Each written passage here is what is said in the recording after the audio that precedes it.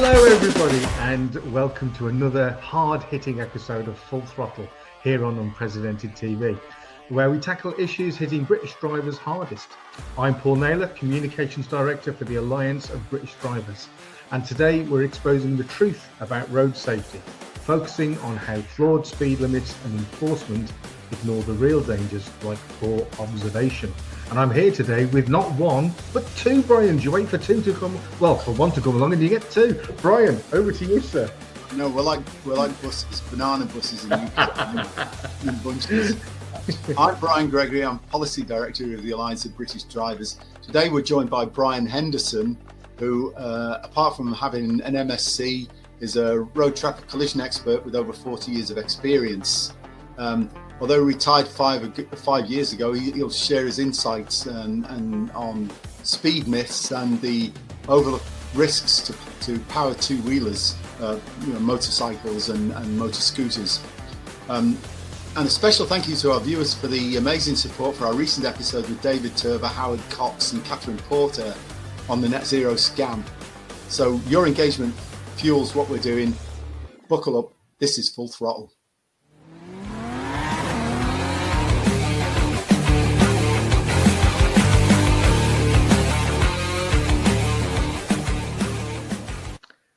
Now it's time to welcome Brian Henderson. Hello, Brian. Welcome to the show. Good afternoon, gents. Good to see you. So, yes. Just for our viewers, Brian, could you just give us a brief introduction about yourself and your background in the industry, please? Yeah, I was a traffic cop with Cumbria Police. I joined the police in 1981, and I was traffic cop for about 8.5 years. I left the police service in 94 to start a business dealing with road traffic collisions, essentially. I built up a business, went back to university, and I started a business. The business was GBB UK, was one of the largest consultancies in the UK. And we were involved in crash testing, all sorts of things, reconstructing motor vehicle collisions from minor cases through to those more serious, catastrophic and unfortunately fatalities. And so I've been dealing with motor collisions now for well over 40 years. And I would class myself really as semi-retired. I'm still a member of the Chartered Society of Forensic Sciences. It's a little bit difficult to let go sometimes. I'm always available if people want to speak to me. That's the way I put it. I tend to do it for nothing now because it ends up with friends and family ring me up and say, "Can you just sort this out for me?" So whilst I've left the stage in full, I'm still here, really. Yeah. Brilliant. Well, Brian, one of the things that we've been proposing ABD for a long time now is an independent road accident investigation and prevention board with people with your sort of background and with marine and aviation background to really look into fatal and serious injury accidents forensically and determine what the major causes are, because my concern is that there's different types of speed. There's illegal speed, which is breaking whatever the speed limit is, but there's also excessive and inappropriate speed. And the problem is DFT rolls them all into their definition of excessive speed, I think they call it. But the problem is they're not exactly the same. And there are roads where it is perfectly safe to exceed current speed limits because of the way they're being set at the moment. But there are other places where it's extremely inadvisable to use, a high speed. But the government seems to be on the page that, well, if we just say that, it's speed that causes a third of accidents, well, it might do, but illegal speed's only really responsible to about 3 to 5%. So the rest of those accidents, the excessive and inappropriate ones, are not covered by speed enforcement because they happen below the speed limit. Yeah, I think you're right. I'll tell you the problem. If you go back 30 years, perhaps, a number of forces in the country had a dedicated collision investigation unit. Yeah, and they upped their game dramatically. Yeah. Some forces are better than others, but on the whole, the collision investigation units in this country are really pretty good. And you'll find that an awful lot of those people are in the Institute of Traffic Accident Investigators, as I was for over 25 years, full membership in there. and the standards are very, very high. And what they tried to do at one point was almost get like the forensic science services and societies it used to be. Now the Society of Forensic Sciences perhaps oversee that. And I if there was a little bit more governance around that, that might be a fairly simple way to introduce what you want. If you want to start doing something completely different, you've got no chance now in this country. Absolutely no chance. There's no money for them to police simple things. So trying to get them to look at really serious matters is a pointless exercise. Yeah, well, that's the worry I've got, and the current drift is very much revenue directed because, as you say, there's no money. So that whatever chances there are to raise money from road users are used to the fullest extent. I think you're right. You say a lot of the frustrations I get, and this is where I contradict myself sometimes, because if we've enough time, I'm going to talk to you about speed, because speed is an issue. But I take about what you say. There are certain roads that I use quite frequently. I go up and see the kids and the grandkids up in Cumbria, and some of the roads through North Yorkshire are perfectly straight, wonderful roads that you think, well, if I'm doing 65, 70 on there, I don't have an issue. But what you find is every time on that road is there's a speed camera van. Yes. Now, the reason the speed camera van is there, now the problem is it is used by a lot of motorcyclists, so I accept that. And motorcyclists, and I speak myself, I was a motorcyclist for a long while. I'm a police class 1 car driver. I'm a police class 1 motorcyclist. I was part of the motorcycle escort team for the Royal Visits. I've done things with motorbikes that most people would never do. So I still consider myself as a motorcyclist. The problem is an awful lot of motorcyclists are reckless. Yes. That's why they buy these bikes that will do ridiculous speeds. And I'm trying to think of a more modern bike ride. I was going to say they all think they're Barry Sheen, but that's from a long, long time ago, clearly. But that's the problem with them. They put the helmet on and they think they're safe, and off they go. They drive like lunatics. And so the camera vans there are trying to catch those people, but they catch everybody else that's traveling 2 or 3 mile an hour above the speed limit, and will send you then on a speed awareness course, or they want to fine you. Right? Now, that's got nothing to do in that regard for road safety. If you wanted to just catch the proper people, well, just fine them. You know, your problem is it's all down to an individual's. Let me take you back. When I used to do, if I ever did anybody for speeding, right, they deserved it. Right, they deserved it. You were very unlucky if I reported you for speeding, because I was very good at. I was good at catching villains. I was good at doing other things. You know, the police officers should be doing, advising people. You'd stop them, and I used to say to them, I can either give you a rollicking, or I can report you. What would you want? And they'll say, oh, I'll have a rollicking, please. So, but they used to get one. They used to get one. Now, the problem is now that you know, you get tickets through the post, you get this, you get that, and you just think there is no policing of bad behaviour and bad driving, and it is bad driving. I would agree with you. This is where we do agree, I think, fundamentally, that driving standards are the issue. Yeah, absolutely. I believe that. Certainty. There's no question, Brian. Absolutely. Yeah, and unfortunately, and I've used this word before. We had a very brief discussion before we came on air, but the word I would use in society as a whole is standards. And standards in life, whatever it is, have gone. Yes. And you know, it saddens me deeply that standards in this country have dropped. Nobody has time for anybody. People are selfish. They want this instant gratification. So, you know, it feeds through to driving, and therefore, you know, I'm in my car, I will do whatever I want to do. And that's the problem. And it comes with either parking, or it doesn't matter. You see people that one of my bugbears, you know, a very simple thing, but it's really quite dangerous. People park on the wrong side of the road. Yes. So they cut in front of traffic. Park on the wrong side, on the yellow lines, do whatever they do. Problem is then when they come out, they're then facing oncoming traffic. But they cause mayhem for it. But we're not bothered. You know, I'm okay. It's up to me. I can do whatever I want. I mean, we've got some figures that, I mean, they date back almost 10 years now, but around 2.8% of crashes are actually tied to speeding.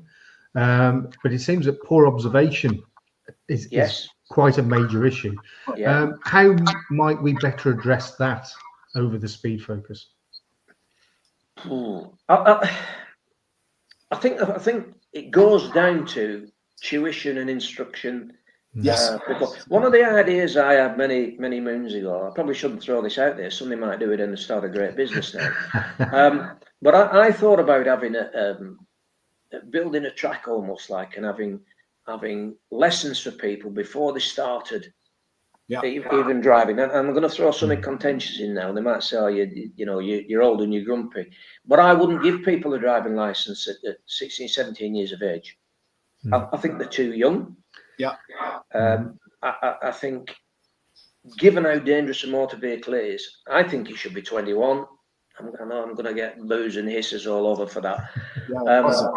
But the younger kids now are either, well, I'll give you for an instance. Last week there was a collision on the main road, which is just adjacent to where I live now, and the guy careered into 10 vehicles, but he'd been drinking and he was coked up. Yes. And I think you're in the minority if you don't take cocaine these days. Never tried it. Not interested. Thank you very much. None of that. Not for me. But what does happen with these things, you know yourself, when people do take these types of drugs, they think they can do super things. Yeah. They suddenly become, they think they're great drivers, but no, actually, you're not. You're not. And the perception is grossly impaired. But the drivers, as you say, the drivers, if they're superheroes, but all of their perceptual skills have been degraded by the drugs or alcohol. They have, and people's perception in it. You can see them when you watch people drive, and you can see that they're not aware. Yeah. You know, and my wife goes mad. She says I'm the worst passenger in the world. And I said, look at this guy. He's not even watching what he's doing, or he's on the phone, or is this? You just know that they're not paying attention, and that's your biggest problem. And I do think if you've got to take it back to the time when people start having driving lessons properly, and if there was a proper driving centre that you had to go to, and I'd almost make it a GCSE subject to something like that. It's got to start earlier. It's got to start earlier. It's tried something similar in Sweden, where they actually have off-road centres where they take people who are coming up towards qualifying for their driving licence, and they do off-road training before they actually get into a motor vehicle on the road. And it had quite a big effect on casualties in Sweden. I think it would do. And I'd have a skid pan on it, because obviously everybody would love that. Well, let's have a go at the skid pan. But actually, it teaches you how to control the vehicle properly. I would also introduce it for the elder drivers, see people say that haven't driven for some time, or as you're getting a little bit older, you know, and I still think it's relevant. I thought of that donkeys years ago. I probably should have done that, but anyway, here we are. No, I think that's a good idea. I mean, it goes back to really what you were saying about people's standards as well. Have you found in your line of work as well that over the years, would you say that 17 and 18-year-olds these days are perhaps less mature than they were in the 80s and the 90s? Well, I'm going to say yes. Yeah. They're certainly less mature than they were in the 70s. Let's put it that way. I just think there's a recklessness about people. That and I don't. They find it normal, don't they now? And you know, the people our age. I might be the oldest. I don't know. But people our age, you know, it was normal to be polite and give people time, and you know, but that does extend to driving, that's for sure. So I think it's one of the biggest issues. That's what I think it's a really valid point, very valid point. And certainly I think, you know, there's a view that indication means I'm coming out. You know, I'm going to pull out, whatever. It doesn't mean I would like to come out. I'm just warning you that that's the case. You know, or indeed it means I've just pulled out in front of you. And I've just blinked it too. Indicator left on, indicator, then start moving. The indicate and pull out at the same time. Well, you might as well not indicate if you're going to do that. Yeah, absolutely. Yeah. But I mean, I think that for me, that there are two things really. I mean, essentially for me, the driving process is you observe what's going on, you perceive hazards, and then you formulate a response. Yeah. And it's an iterative process, goes on like that. I mean, it's a bit more complex than that, but that's it, simplifying it. So what you're talking about there, perception and response, is something obviously in collision investigation we look at all the time. That something occurs in front of you, you have to perceive a problem for starters. Exactly. And then you have to decide how to react to it. So your perception and reaction time could be anything up to 2 seconds. Yes. So, they're talking about motor cars. The car has to respond to the input you put in. But Yes. there will be a period of 2 seconds where nothing happens. Now, the issue with this, and which is where we may disagree slightly on the speed issue, that as the speed increases, you've got a greater distance, because if you double the speed, it takes 4 times the distance to come to a stop. Yeah. Because of the energy squares. Yeah. So at 30 mile an hour, roughly, if you were sliding to a stop, it's about 13.1 meters. By the time you reach 60 miles an hour, it's 4 times that. Yes. So that's where speed does become an issue. But I do think it's intertwined to the other issues. It's not the speed per se. It's because it's intertwined with the other issues. Yeah, and the circumstances are key to that. And for me, there are 2 key to critical questions, and these are the 2. I believe I can drive safely if my speedometer is not working, but I suspect a lot of people don't. But the second question, I mean, it's self-evident. If the windscreen's obscured, then you won't have any hazard perception or observation whatsoever. So the key thing is to watch out what's going on outside the windscreen, not inside the car. Yeah.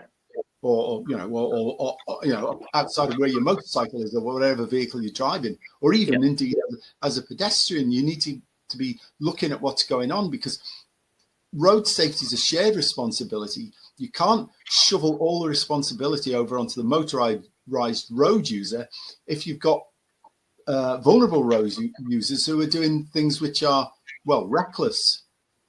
Yeah, I'll tell you the problem is that the pedestrians generally are perceived when you're dealing with these cases and they go to the court, that the pedestrians are the ones that are effectively innocent. That seems to be the starting point. Yes. And obviously there's been a change in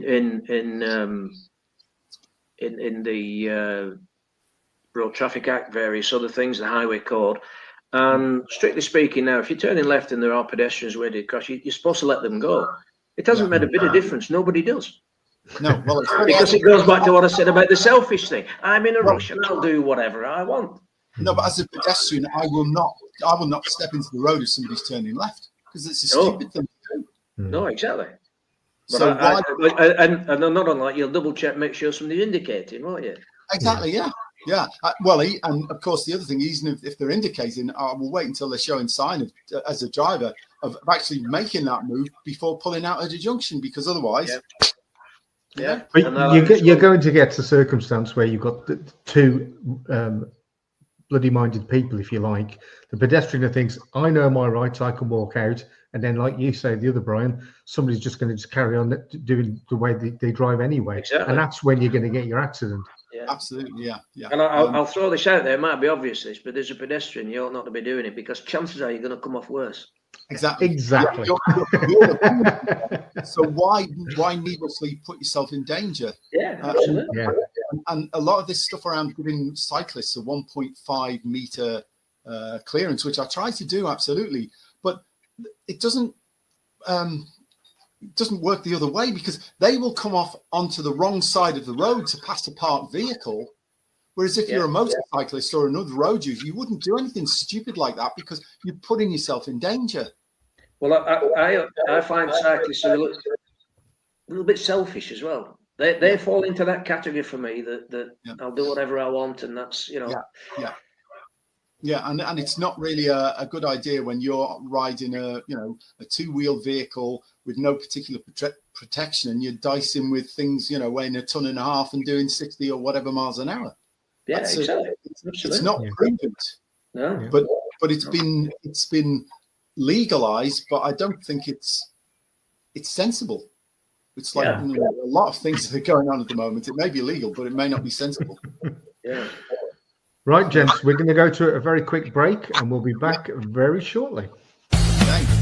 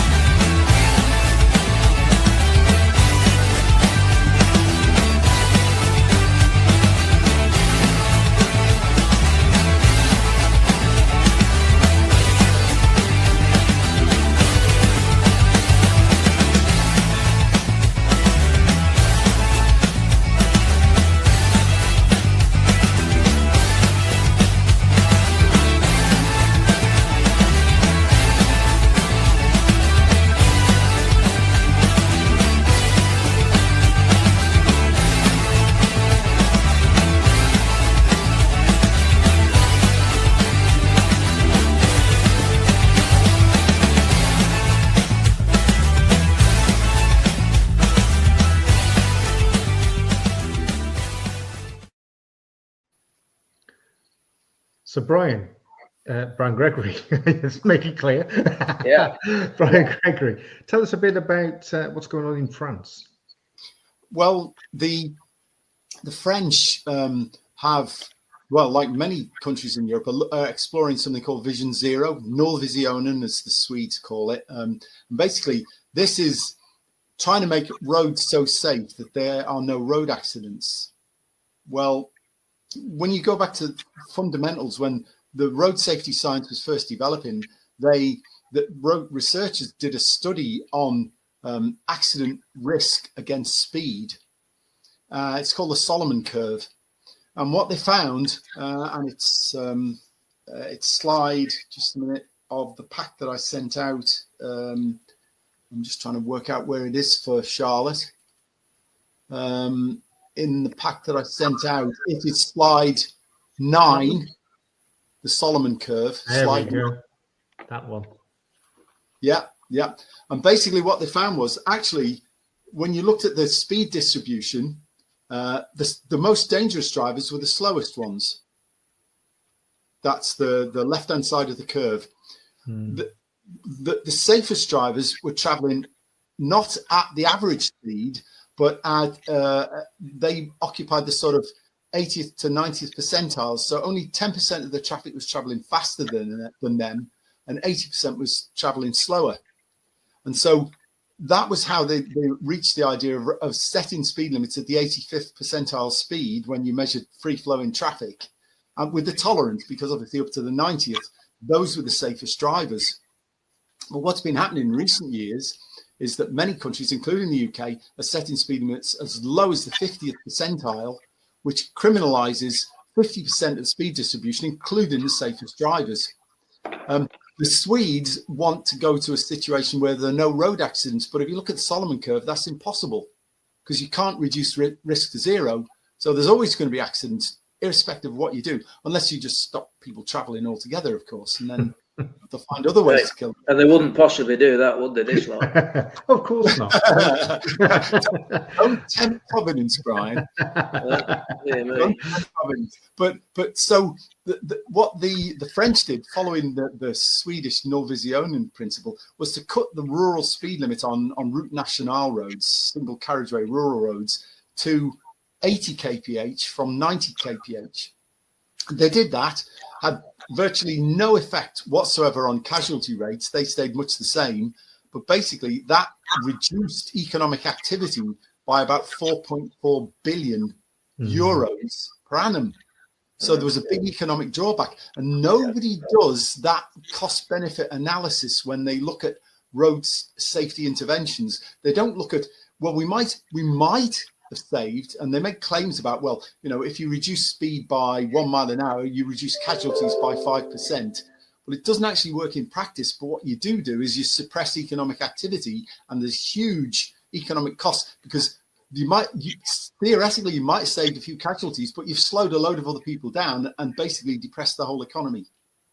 Yeah, and I get that. You see, I'd separate you, mate. I think built up areas should be looked at differently to open roads or whatever. And I say it because actually this is the way I was taught to drive as an advanced driver, that your speed limits 30s, 40s, 50s you had to stick to religiously.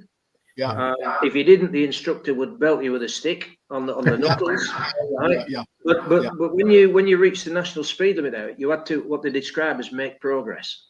Exactly. So you have to drive, obviously, as an advanced driver, because obviously you know, we could be attending anything. Absolutely. But you had to make progress and drive as fast as you could in a safe manner. Now, clearly, I'm not advocating that anybody else, if they're not trained, should be driving as fast as they could, you know, in a safe manner, because obviously it's about training and everything else. But my point is, I think that there should be far more tolerance on motorways or on clear roads without particular hazards and things like that. But this is where, you know, which is one of my bugbears, is where you find the traffic camera vans. Yes, absolutely. Yeah, that's true. And I mean, I did what you just said. I did some training with a guy called John Lyon, high performance course. Right. He was He used to teach hijack evasion, all sorts of stuff. Oh, yeah. Yes, people like that. He was an amazing driver, and his vision, his hazard perception skills were outstanding. He was great. And again, it's kind of training, isn't it? As human beings, we get better at things if we practice them. Practice and the level of training in the first instance. Absolutely. Yeah. And I do think that is fundamental to where we are now. But you know, it is real frustration for me when I see the speed camera vans, because they're always in places.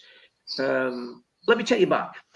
Donkeys years ago, when we used to operate radar and laser for speed, whatever, the criteria used to be, we used to operate at accident black spots. Yes. This is where there were collisions. That's why we were there, right? Yeah. Where I see these camera vans now, they're not where there are accidents. No.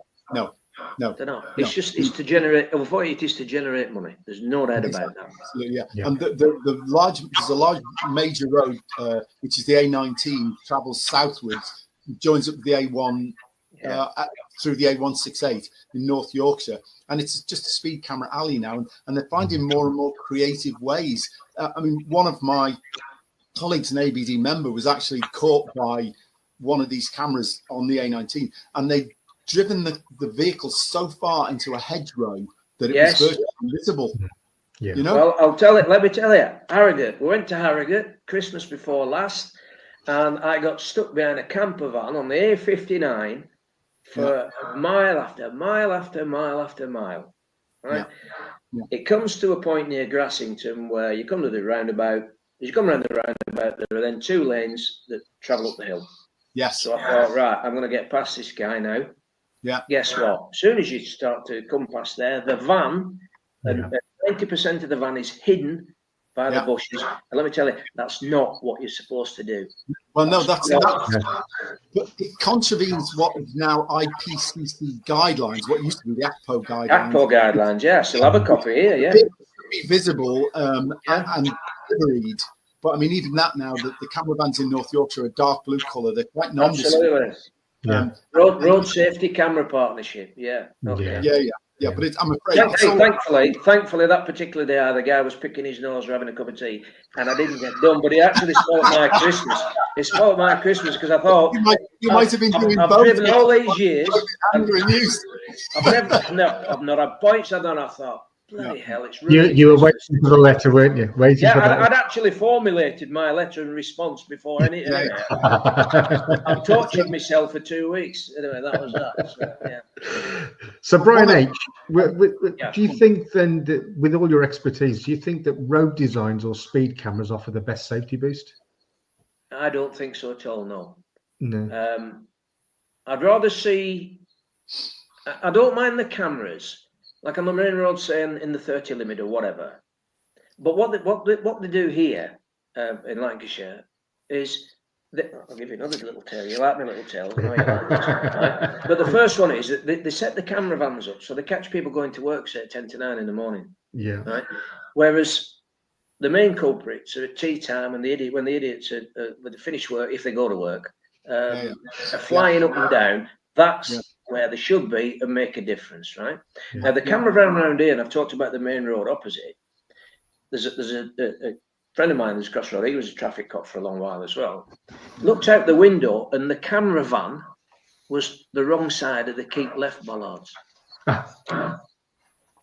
Wrong side of the road, reversed in contravention of the keep left bollards. Yeah. Now I'm sorry, but that's 3 points out. So he wrote to them and said, do you know this is, oh, well, we'll have a word with him. Oh, you'll have a word with him, will you? Well, why don't you on that day write to all the people that have been done by him who's parked illegally in contravention of the, why don't you just say to them, this time, slow down a bit, we're going to let you off. Thanks very much. Exactly. But no, what they will try and do is defend the position, and I go back to this word again, and I did say I'd bring it back up, standards. Yes.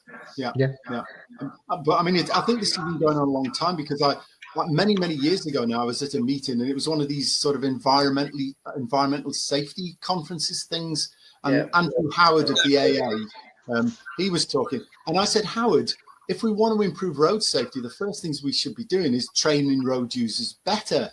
Exactly. And so it's not worth trying to train road users. They're untrainable. Well, actually, if a class 1 police driver can be trained to be safe and expeditious, then if you trained all road users to maybe not that standard, but more towards it, you would get better road safety, and the payoff of the driving would be more pleasurable for those who practice. See, but isn't that a ridiculous comment? Because otherwise, you'd never train police drivers in the first instance, would you? Yeah, that's what I said to him. But his attitude, drivers are actually untrainable. And I think that's why I do. I would bring it in at secondary school, me, as a GCSE for everybody, compulsory, compulsory. Yes, but I do actually think the kids would enjoy it. Of course they will. Yeah. Can you imagine if you were at school and somebody said, "I tell you, we're going to go down the skid pan or whatever today," and wow, fantastic. Well, I mean, what better skill can you have in life than to have a driving license? You know. Absolutely. You know? And people seem to forget that. But I think going back to what you've been saying, Brian Henderson, is that one of the biggest things here is that people get their licenses and they think that's it. I can do. Yes. I can drive now. Lifelong learning is a very important thing. Very much. So to have either advanced lessons or however you want to term it, whether it's a slightly different mechanism that's put in place, I think they need to learn again from time to time. Well, they do, and I'll tell you the other problem is with people. They get in the motor vehicles, you know, and they're all very comfortable. The heating's on, you know what I mean? The music's on, and they think they're in the lounge or something at home. You know, there's no danger to me in this car. Really? Goodness me. If you'd seen some of the things I've seen, then you would realise that that's not the situation at all. Well, that's the modern car, isn't it? The modern car is so the old question was to put a spike in the steering wheel, boss, wasn't it? You know. Yeah, absolutely. Yeah. You know, and motor vehicles have advanced, haven't they? But we haven't, have we? I'm not. You know, it's taken a million years to create a world full of half-wits. So, you know. I think it's worse than that, because you've got all these systems, and many of them now are touchscreen based. Yes. Take your eyes off the road to do it. Stuff which is crazy. Yeah. And I think they're actually backing away from that now and going back to tactile stuff, so buttons and things. You know, you remember your old Ford Escort or whatever. You knew where the stereo thing was, and you could touch it and turn it without taking your eyes off the road. You do realise we sound like three grumpy old men, don't you? That might be quite an accurate description. Well, you'll be surprised. It's never been levelled at me, that. if you believe that. Really? I would have to guess that our aggregate age is probably approaching 200. Yeah, well, there you go. You see, Charlotte will be able to tell you better whether I'm grumpy or not. I think she just has. Yeah, she still owes you a pint, though, you know. At least one, I'll tell you. Many a tale I'll tell you about her, I'll tell you. Brian, just coming back to our agenda, one of the things that we're concerned about with junction accidents is something called saccadic masking. Yes. Have you come across that? We've had several meetings with DFT and DVSA about this, and they say it's a peripheral, low priority issue. But I mean, 25% of KSI accidents occur at junctions, and I'm absolutely cast iron certain that saccadic masking is a factor. I don't understand why they won't address it. I mean, we actually produced a video on it to explain what it is. Yeah. Maybe Charlotte, can we run that video now? And then, have we got a break scheduled? Yeah, so it goes through me, this. Yeah.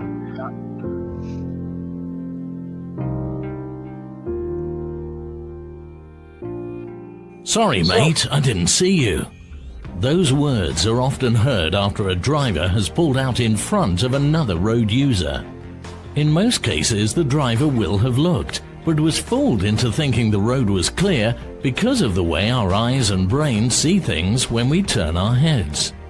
As we move our heads from side to side, our eyes send snapshots to our brain at intervals, in much the same way as a video camera records frames.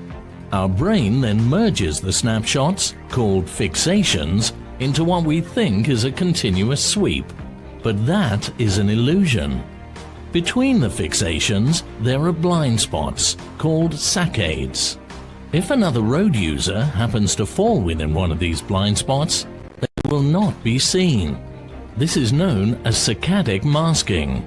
The faster we move our heads, the shorter the fixations and the longer the saccades will be. So the risk of not seeing another road user increases, especially if they're a cyclist, motorcyclist or pedestrian. To overcome this, drivers need to adopt a different approach when checking if the road is clear.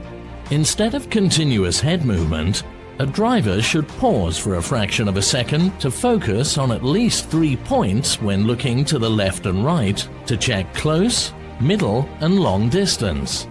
With practice, this can be achieved quickly and will overcome the normal limitations of the eyes and brain. It's also advisable to look to the left and right at least twice. If everyone put this simple advice into practice, up to a quarter of all road accidents could be avoided. This would be a major boost for road safety.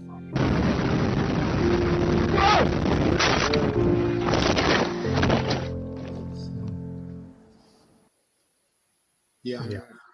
I think I have dealt with umpteen of those, both in the police and latterly as a court expert. Motorcycle accidents generally, the motorcycle is travelling faster than the speed limit, but invariably the car driver doesn't see them. And I would say, I would think it's at least 90% of the motorcycle collisions I've dealt with. That's the causation. Some of them, they lose control, they come off the bike or whatever, that's a different matter. But junction accidents are, and even when I was police motorcyclist, I'd come to, and you could sit there and I think, he hasn't seen me yet. Yes, and this goes back again to training, doesn't it? That absolutely. For both bike riders and car. There used to be a thing then that think once, think twice, think bike. If you remember back in the 70s, was a way of doing it. The motorcyclist is always going to come off worse, and even if they survive, they end up with serious lower limb injuries, life-changing injuries. And at junctions, I always take a bit long. I sound like I'm Mr. Perfect. I'm not. I'm fortunate. I've been trained to ride properly. And if my wife's in with me, I'll say to her, well, I'm edging out to look to the right. You keep looking to the left for me. And all she says to me, we have a very simple, is clear left. Yes. We don't say anything else. Clear left, clear left, clear left. And then when I'm ready, I have another look as well to make sure that it is clear left. And that's how we do it. Yes. I don't want to be the one that pulls out in front of a bike. I'm telling you. No, absolutely not. No, I totally agree. And I think just what we should credit the late Peter Roberts, who was an ABD member and was the guy who did the 1.8 million road user pricing petition that the government backed off from it the first time around. They're looking at it again now, but it was Peter who helped put that together, and it's an excellent road safety video. And I think DFT should adopt and use it. But the thing is, with the road user, we're a very easy target for taxation. We're talking about bringing one in now. If your vehicle's over 1,600 kilos, they're going to charge you per kilo over that weight. So that's all the electric vehicles then. well, absolutely. All electric vehicles. I'm not being funny. If you went back to Gordon Brown, everybody should have been in a diesel. So everybody jumps to a diesel, and then you get spanked for having a diesel. Yeah, it's the same principle, isn't it? It is. The motorist is easy target. Easy target. And then the motorist gets blamed for policy government put in place to drive its own agenda, and then the agenda changes, and the motorist gets caned for it. Yeah, really. Absolutely. Yeah. Absolutely. Yeah. Good. You see, you've got me going. There I am in central timing, nice and peaceful, enjoying myself, and now you get me fired up. Can we send over some blood pressure tablets to Brian H, please? I tell you what, thankfully I don't have high blood pressure, but Mrs. Henderson does, and she's got to live with me now this evening. So there you go. Oh, well, I'll put this one to you then. So safety improved more pre-1991 than with today's enforcement. So could vehicle tech be outpacing speed rules in keeping roads safe? So that goes back, I suppose, a bit to what we were saying before, where cars are so comfy these days, and with all the gadgets in there, that we get complacent, don't we, when we're changing radio channels or altering the heat and the ambience of the cockpit. So do you think that's a major problem these days? I do. I think of late some of the ADAS systems that have come in, the driver assistance systems, will help. But I think the other problem with that is what you're doing then is saying to the driver, well, actually, you don't have to worry too much about this because the car will do it for you. Yeah, Complacency. And it sends the wrong message, doesn't it? That It does. Let's think about seatbelts and airbags just for the moment. And I put ADAS in the same thing. The airbag is a supplementary restraint system. Yes. And the airbags come in, you started to get people then who didn't wear seatbelts. Right? Yeah. I've got two fatals where the airbag's gone, I've killed somebody. Right? Yeah. There's a clue in that it's supplementary. But the problem is you tell people seatbelt that the airbags are so good, oh, we'll forget about the seatbelt now.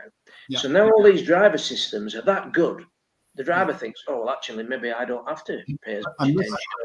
This is one of our big concerns about ISA, so-called intelligent speed adaptation, where it reads the road signs and the speed limits and adjusts the speed without input from the driver.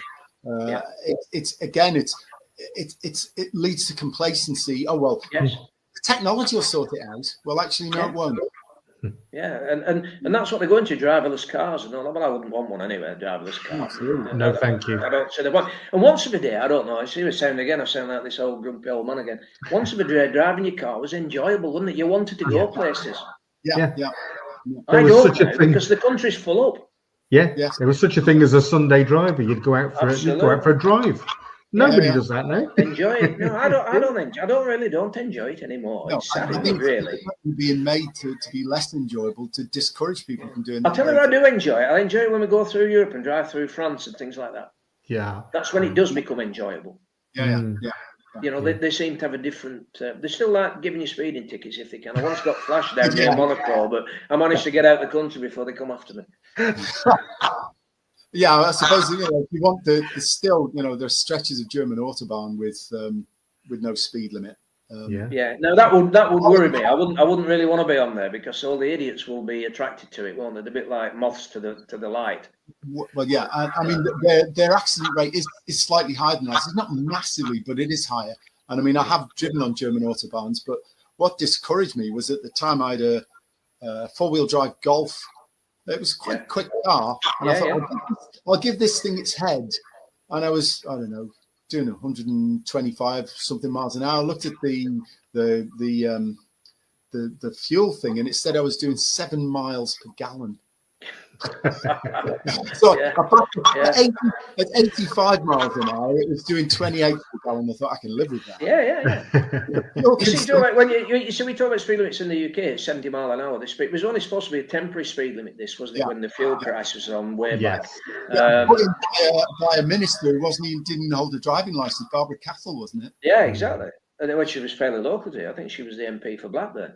For donkey's years, Now I would have no objection if the speed limit was 80, but the thing is, you've got to what tolerance are you going to give? I go back to the time when I used to do it. I'd give somebody 10 mile an hour easily, and if you're on the motorway, I rarely did anybody under 85 miles an hour, unless they were accompanying circumstances. Say if it was wet or I've been behind them a while and they haven't taken any notice. Things like that.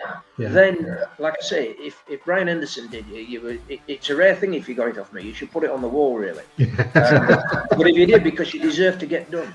And that's how I used to be. Would I deserve to get done for this? If the answer to that was yes, well, you got done. And that's how it should be. That was the regime that I when I was first learning to drive and driving. That was how I perceived it to be as well. You would get done, or you'll get a bollocking if you've done something stupid. Absolutely. Yeah. Whereas now they're obsessed with 2 or 3 miles an hour over. It's almost like there's targets with them. They're almost like automatons, these people.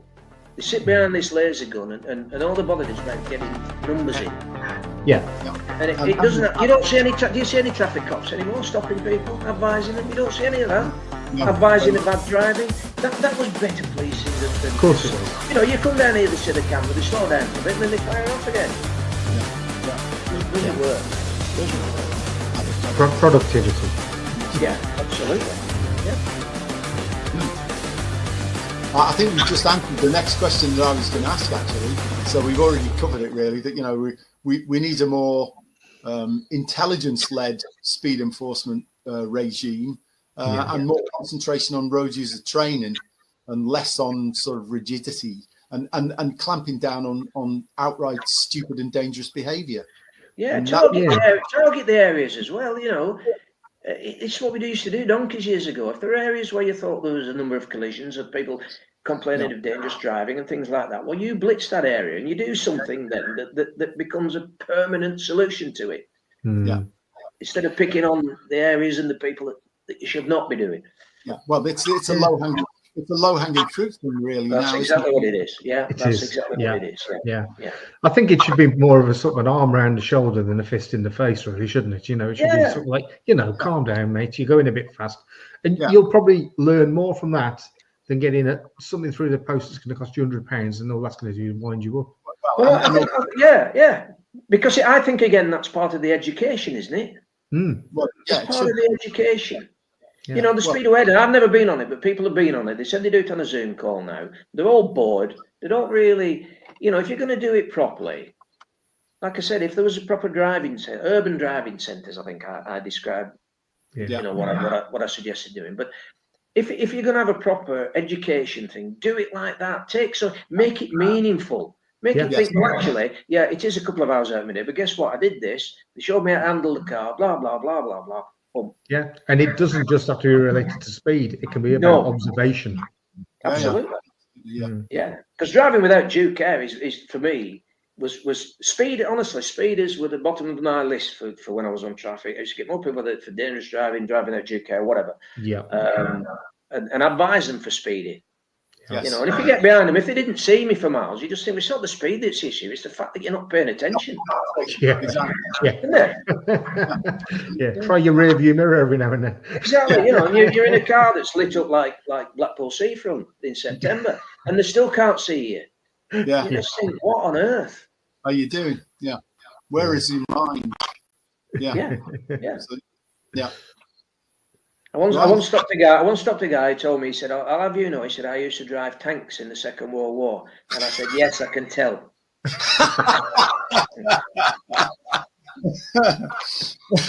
Brilliant. Okay, I think we've covered most of what we wanted to talk about. You know, really, we've covered Solomon curve and speed limit setting and all the rest of it, and driver training. Yeah. And you know, I think it you know, it's been clear to me, and it's obviously you see it the same way, that it's not just enforcement training. I think the other concern nowadays is when I first started driving, there were three E's to road safety. There was engineering, enforcement, engineering, education, and enforcement. We seem to have largely lost the first two, and just it's a one-legged pony now. Yeah, engineering is an issue. You know, years ago, I don't know whether you noticed this, but I used to work the M6 most of the time. And we used to have gaps in the barrier, which are called emergency crossovers, things like that. Or there was a little bit of arm core before a bridge and things like that. And engineering, you just think, how dangerous is that? And again, I dealt with a fatal once where somebody fell asleep, went up over the arm core, and went flat into the side of the bridge, killed him. Yeah. And that was down to the engineering. Yeah. All right, he shouldn't have fallen asleep. Don't get me wrong. It was a tragic incident. But if that arm core hadn't have been there, the circumstances would have been different. So if we can sort out the engineering, education, I think is to me is the number one priority for this. Yeah, absolutely. And there is a place definitely for engineering. I mean, near me, there's one of these awful transitional bends, which is a throwback from railway engineering. So the bend tightens as you go around it. Yes. Now that apparently is great for weight transfer for railways, but unfortunately you don't have a flange on the wheels of cars, you know. So that weight transfer thing doesn't work. And there's one on the M55 when you come off from Blackpool onto the M6 where it tightens up on itself. Yeah, and I think there's a great bit of road down in Kirby Stephen on the A685. It used to be a railway track. Yeah, long straight road, absolutely fantastic. Yeah, beautiful. Yeah, no junctions off it for some considerable distance. Fabulous bit of road. Yeah. Guess where the speed line will be? Yeah, exactly. Yeah. So, Brian H., before we go, I was just thinking, with all your experience of going to these RTAs and different incidents, would you say there's a lot of those have been put down to the increasing amount of potholes that we get on the roads these days? Oh, hellfire! You see, look, you say I'm just bringing myself down and you start again. I'll take that as a yes. There's some words I can't use on here. The country's a mess, isn't it? It's a mess.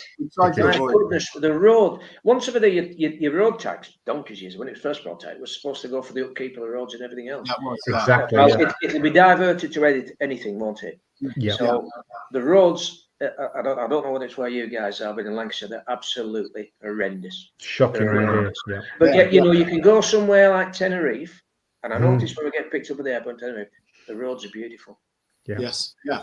Why is that? Why is that? They're like silk, aren't they? Yeah. It's a question we should be asking because road users are paying over £1 billion a week to the Exchequer, and it's not getting back into road maintenance and road engineering. No. Well, all they do is they'll come up with a little pothole. You know, they come with a little pot of tarmac, and I could do that. Yeah. Give me a part-time job, I could do that. That's not the answer, is it? It's a mess. It's an absolute mess. And if we've had to pay for new, which we have done, we've had to pay for new tyres and wheels as a consequence. Yeah. You know, it's not funny. It's just another way to try and take drivers off the road by not improving the road surface. And it's almost like they're doing it by neglect on purpose. Yes. Yeah. Oh, absolutely. I don't know. I don't get it. But yeah. Well, everything to get us there, I was very cheerful till I bumped into you. There you go. At the risk of winding you up anymore, sir. Hey, listen, it's easy. You can tell all these things just sit below the surface, can't you? Just a very thin veneer. Yeah, it doesn't take much for it to come out. And I apologise to everybody who's watching that I seem to have the Casper the Friendly Ghost syndrome there because my webcam has been playing up. And it's just whitewashing everything, and it's like you're here as a special effect. We don't know exactly what's going on.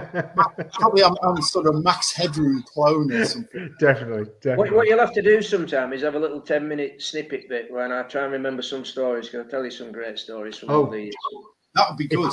We'd love to have you back again, Brian. You've been brilliant. You can sort of just jot them down so you can remember them, and then you can just fire them off, and we can sit and listen. Because things spark you, don't they? Spark your memory, and you think, I can remember that. Yeah, they certainly do. And some of the excuses people give are unbelievable.